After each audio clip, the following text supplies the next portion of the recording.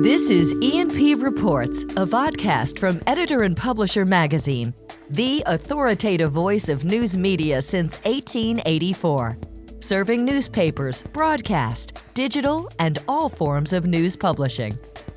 And greetings once again, Mike Blinder, publisher, E&P Magazine. As always, we urge those listening to us on a podcast platform to follow. Watching on YouTube, below me, there is a subscribe button. To the right is a bell. They say click them, smash them, hit them, whatever they say in today's world. Do something with them. And when you do that, you'll get an update each and every time we upload a new episode of this weekly vodcast series, E&P Reports. I'm going to take you back. I've taken you there before, to the great state of Louisiana. Now, Judy, am I saying that right? Louisiana? How do you say it down there? You right on, Mike. Louisiana. Judy Terzadis, who's been on this program before. She is publisher of Georgia's Media Group, the largest local news publishing company in the state of Louisiana. They obviously have NOLA.com and the Times-Picayune, which is the dominant media company in New Orleans. I think I'm saying that correctly. The Advocate, of course, that covers the greater Baton Rouge area. And today's major topic will be their expansion into Shreveport with a brand new news entity. We're also honored to have on this program today Kevin Hall, president of Georgia's Media Group.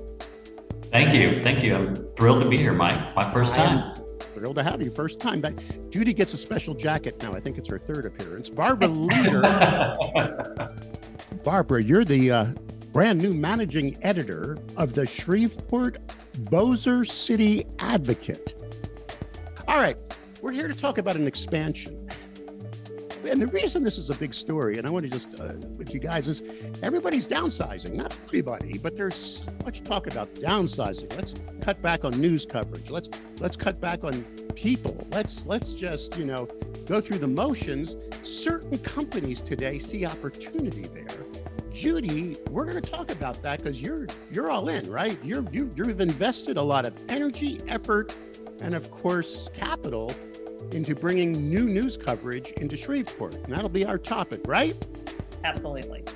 All right, we'll get to that right after this message.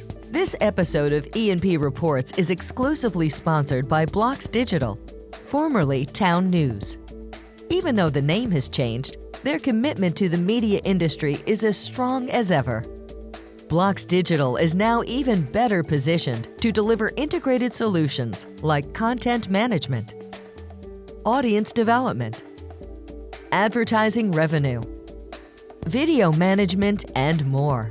Join the over 2,000 news publishers worldwide that power their ongoing digital transformation with Blocks Digital, serving over 141 million monthly users who view over 6.5 billion pages of content each year. You can trust Blocks Digital to empower you, to connect you at scale with the community you need to reach. Blocks Digital, formerly Town News, now reimagined to help meet the news publishing challenges of tomorrow and beyond.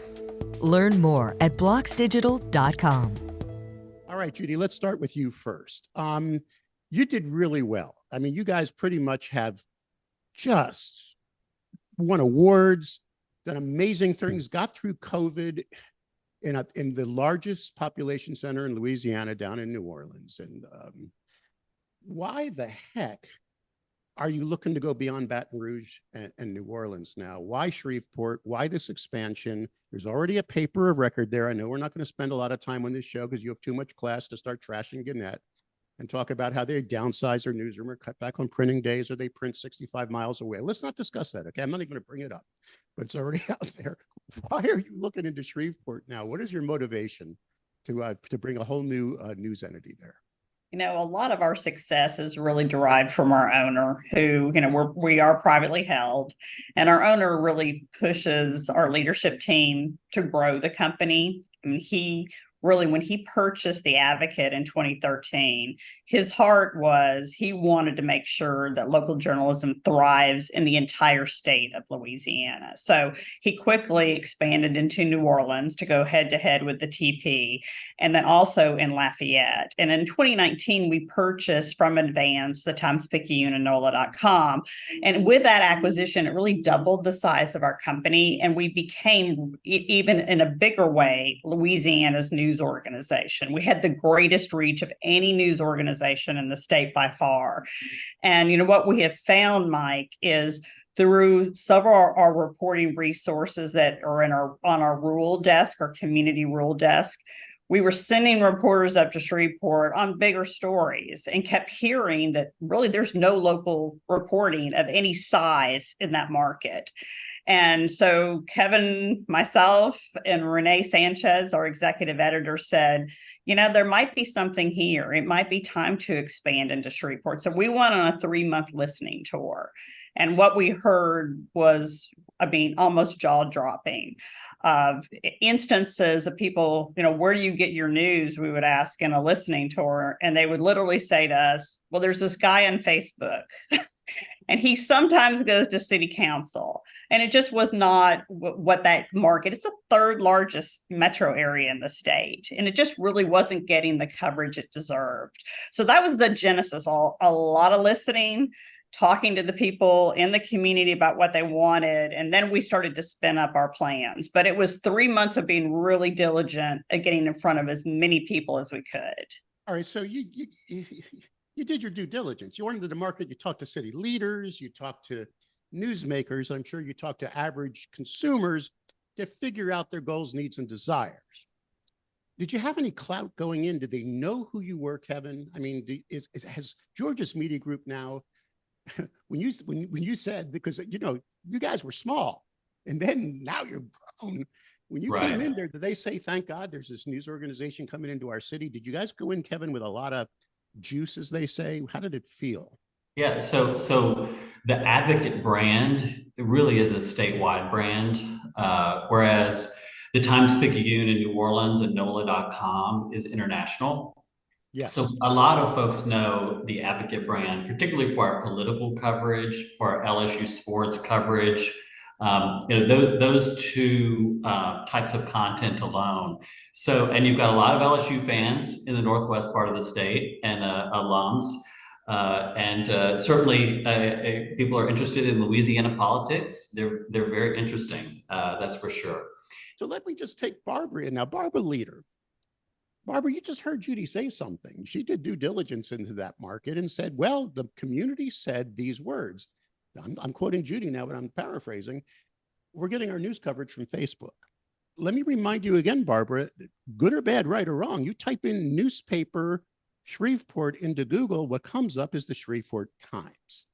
And it does have a staff there. There's it shows 4 or 5 people in the newsroom. How are you being accepted, Barbara? What's it like to go into a market with an existing over 100-year-old brand and start something fresh and new, digital only, in Shreveport?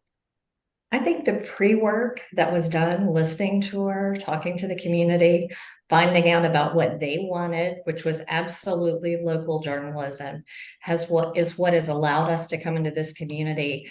And when I'm out in the community, or when I'm talking to someone and introduce myself as the editor of the Shreveport-Bossier City Advocate, it's just, thank goodness you're here. They're starved for local journalism, and we're here to provide it with a team of 10 local journalists who are going to do journalism in a way that has not been done here in a long time. We're going to do enterprise journalism. We're going to do the breaking news, but we're going to go deeper and do some solutions journalism as well. So with this team of reporters who are excited about the opportunity to get in on the ground floor of a company, like you said, that's, while others are cutting back, they're innovating and adding to the company, and to be a part of this start, the very beginning of this organization, and to spread across this community as everyone has asked for is just, it's a great feeling. I mean, I don't know what better position we could be in than to come into a community already having the community support and building from there.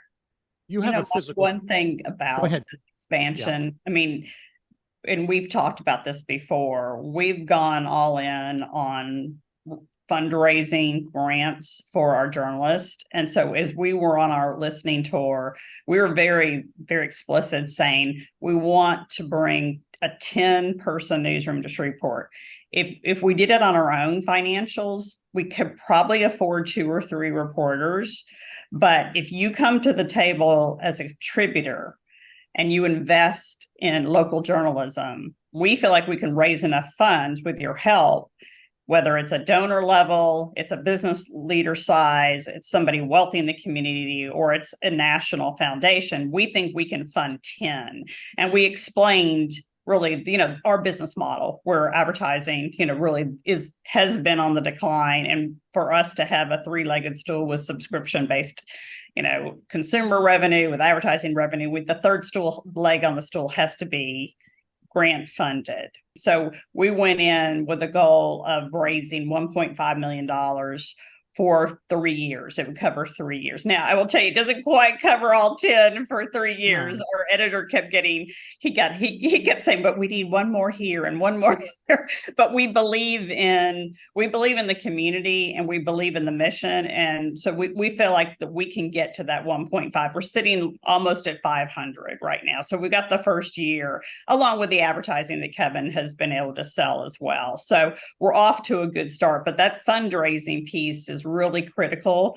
And part of our listening tour, we tested to see people, would they have the appetite to give? Would they understand it? And we really had to do a lot of education, but people were excited. They were proud that they could have a seat at the table and really contribute to shining a light on the great stories of their community. All right, Judy, final question. Is your phone ringing off the hook? Are other publishers and owners around the country saying, okay, how'd you do it? You went into a market with an existing brand and you're going for it. You're making money. You're bringing in the funds. Are people calling you and asking for advice? Is this a model that others should start looking at to help not only, grow their business, but help a community have better reporting? I think yes, and the answer is yes, but we're not alone. I will give kudos to Charleston, South Carolina, right, who's of also course. privately held, that is also on an expansion, and also the Star Tribune up in Minneapolis is also over the last few years expanded, and our friends in Colorado Springs have gone into Denver. But I mean, we just came back from the local media association's conference, and we were on the panel talking about Shreveport, and so yeah, it is, and it's. I think it's if anyone is interested, spend the time, launch a listening tour. It can't hurt to assess where is it an opportunity. We're thinking about what's our next move, and we plotted out some other geographies. Will it be in 24? Maybe it'll be in 25. But being a growth company, we just feel like there's a lot of opportunities, and the more that that we can tell our story, that we want more local journalists on the ground, and that is our goal. I think it plays well, whatever part of the country you're in. If you generally want to be able to grow the number of local stories being told about a community, and you're authentic, then people will be very interested in helping. Barbara, do you know how lucky you are? You wake up in the morning, Barbara, sometimes I go, thank God I'm working for a company with a boss that just said those words. I'm so excited. It's an opportunity that's once in a lifetime, and I'm excited about doing it and doing my job every day and working with the team that we put together so far and continue to build. So yes, I wake up happy every morning. You're not getting a phone call today saying you got to slice 3 or 4 people. I mean, that's not in your future, is it, Barb? You're actually hiring. No, I am hiring. I have 3 more people to hire. So if anybody out there is interested in joining us, we're welcome. And Kevin, you're in for the long haul. Am I correct? Georgia's Media Group. I'm not against, I'm not a communist. There's nothing wrong with profit, but you're in for this for the long haul, for growth, expansion, and do you see, Kevin, do you see a rosy future? Can we survive?